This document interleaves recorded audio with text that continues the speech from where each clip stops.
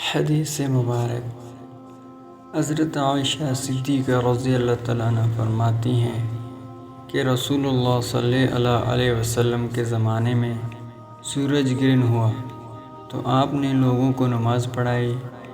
پہلے آپ صلی اللہ علیہ وسلم کھڑے ہوئے تو بڑی دیر تک کھڑے رہے، قیام کے بعد رکوع کیا اور رکوع میں بہت دیر تک رہے، پھر رکوع سے اٹھنے کے بعد دیر تک دوبارہ کھڑے رہے، لیکن آپ صلی اللہ علیہ وسلم کے پہلے قیام سے کچھ کم۔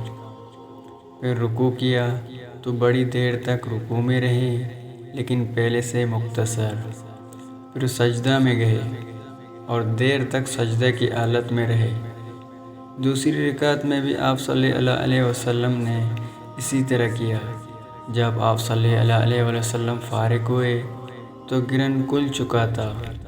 اس کے بعد آپ صلی اللہ علیہ وسلم نے خطبہ دیا۔ اللہ تعالیٰ کی حمد و ثنا کے بعد فرمایا کہ سورج اور چاند دونوں اللہ کی نشانیاں ہیں اور کسی کی موت و حیات سے ان میں گرہن نہیں لگتا۔ جب تم گرہن لگا ہوا دیکھو تو اللہ سے دعا کرو، تکبیر کہو اور نماز پڑھو اور صدقہ کرو۔ پھر آپ صلی اللہ علیہ وسلم نے فرمایا، اے محمد کے امت کے لوگوں، دیکھو اس بات پر اللہ تعالیٰ سے زیادہ غیرت اور کسی کو نہیں آتی کہ اس کا کوئی بندہ یا بندی زنا کرے۔ اے امت محمد، واللہ جو کچھ میں جانتا ہوں اگر تمہیں بھی معلوم ہو جائے تو تم ہنستے کم اور روتے زیادہ۔ ویڈیو اچھی لگی سبسکرائب کریں۔